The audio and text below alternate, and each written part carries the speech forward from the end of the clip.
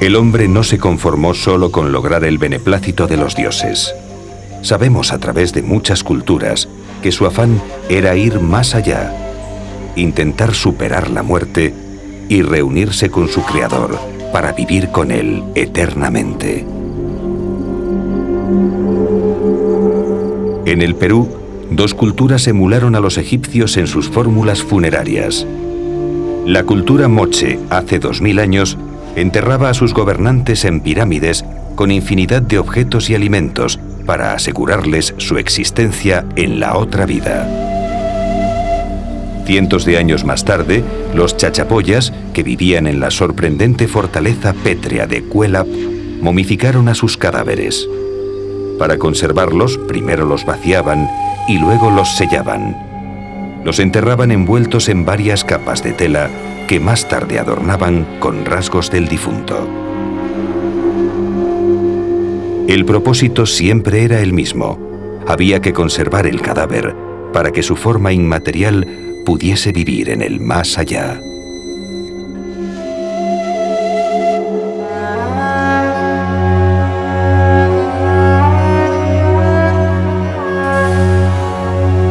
Los egipcios sabían que solo la magia del faraón y los sacerdotes eran capaces de realizar obras y actos sobrenaturales.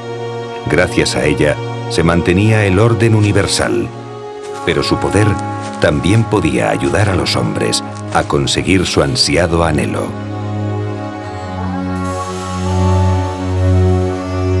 Había que lograr que el fallecido llegase al mundo de los dioses. Si estos consideraban que había adquirido los suficientes merecimientos, le concederían la ansiada vida eterna.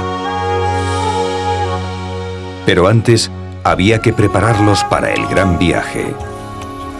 Los antiguos egipcios mostraban un gran despego de la vida terrena. La consideraban como un tránsito breve hacia la eternidad.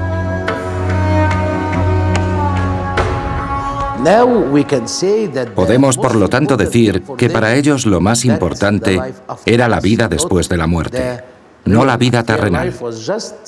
La vida terrenal era solo una vida temporal para ir al cielo, para la vida después de la muerte. Para que esto fuera posible, el ser humano tenía que estar preparado para ese tránsito. Los egipcios dedujeron, por tanto, que el cuerpo humano debería estar compuesto por elementos adaptables a los dos mundos. Unos tendrían que ser materiales y otros inmateriales. Al principio de la creación, cuando el demiurgo crea a los seres humanos, les proporciona un cuerpo con una serie de elementos primordiales para que puedan hacer frente a todas sus necesidades terrenas y espirituales.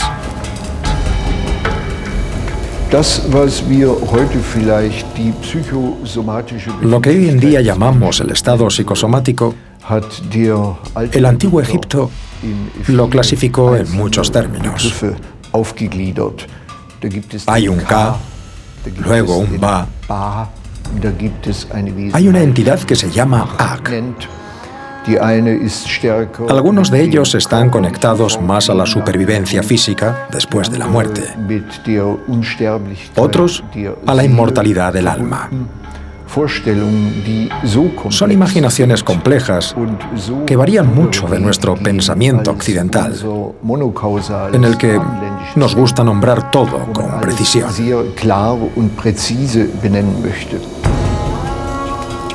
El concepto de la momificación era el mismo que el de las estatuas divinas en los templos.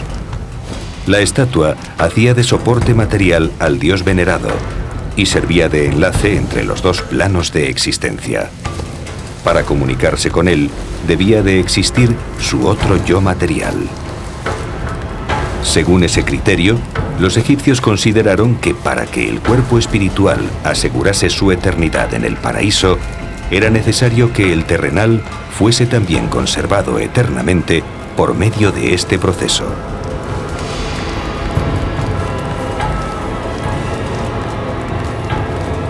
Una vez embalsamado, había que preparar al difunto para el viaje sagrado. Im Zusammenhang der Bestattungszeremonien, wie sie in vielen Gräbern, Con respecto a las ceremonias del enterramiento, son descritas en muchas tumbas y papiros. Un acto central es la llamada apertura de la boca. El sacerdote abre de manera simbólica los ojos, la nariz y la boca del muerto momificado, y le devuelve la potencia de los sentidos. El difunto vuelve a ver, oler, respirar y hablar.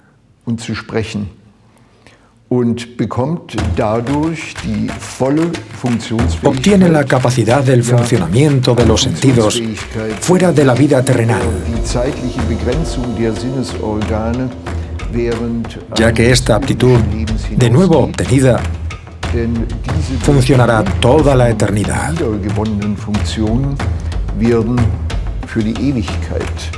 El muerto puede vivir eternamente. Dadurch in alle Ewigkeit lebensfähig und aktionsfähig.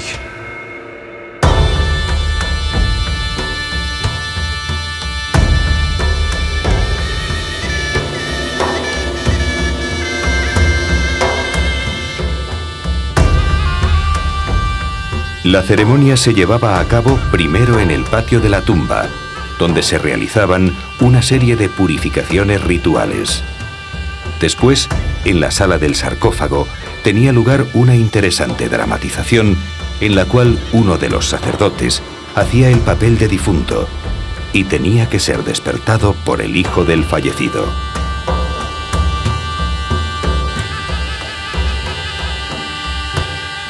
Se utilizaban unos curiosos instrumentos rituales en forma de azuela, cuchillos o bastoncillos que eran llevados a la boca, ojos, oídos y otras partes vitales del difunto para devolverle su capacidad en la otra vida.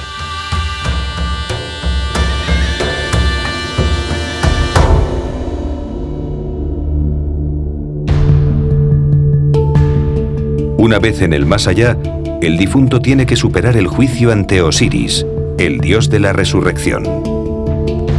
Ante 42 jueces, tiene que demostrar su integridad moral. Es la llamada confesión negativa de los pecados.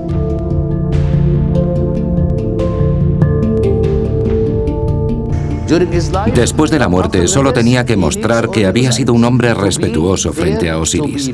Tenía que demostrar a Osiris que había sido una buena persona, que no había robado, que no era un ladrón, que era un hombre justo, que había trabajado con sus manos, que había dado de comer al hambriento.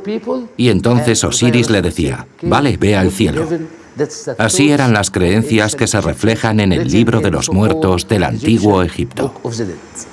Junto a la declaración de inocencia del juicio del difunto, otro importante episodio que parece acontecer en la sala de la verdad, en la sala de la justicia, es el pesaje del corazón. En ella, ante Osiris, está colocada una gran balanza en donde se va a llevar a cabo el pesaje del corazón.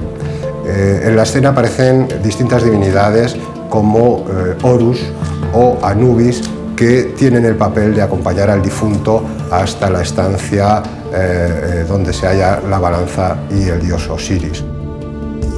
El pesaje del corazón consistía básicamente en la colocación de este órgano en uno de los platos de la balanza, y contra él se pesaba la pluma de Maat, la diosa de la verdad, de la justicia.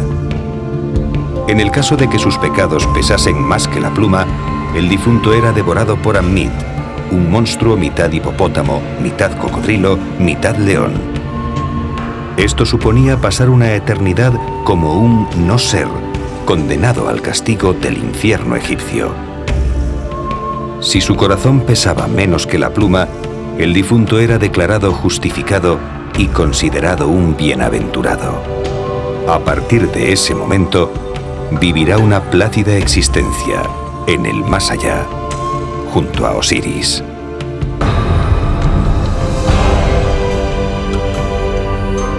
No cabe duda de que las magníficas construcciones que hoy podemos ver en el Valle del Nilo han logrado el propósito de sus creadores.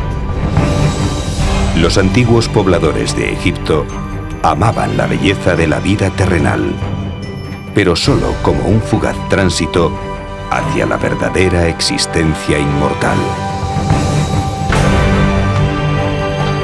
Para contentar a los dioses, edificaron a su escala. Diseñaron sus templos y tumbas con perfección matemática en sus formas y proporciones. Alinearon sus contornos con el Sol y demás astros celestes. Su obsesión era mantener a toda costa el orden cósmico. No podían permitir que todo regresase al caos primigenio. Para ello aprendieron el uso del lenguaje y el poder mágico de los dioses, y se comunicaron con ellos. Descubrieron dónde iba el sol por las noches y cómo conseguía salir cada amanecer. Y lo más importante, descubrieron cómo acceder al inframundo para permanecer con los dioses por toda la eternidad. Magia, ciencia y religión representan la naturaleza del hombre, su forma de rebelarse ante el terror de la nada, la lucha por penetrar en los misterios de su existencia y la del universo. Es una mezcla de extraña seducción y una inquietud aterradora que, aunque le hace sentirse consciente de su insignificancia, le permite sentirse orgulloso de su humilde condición humana.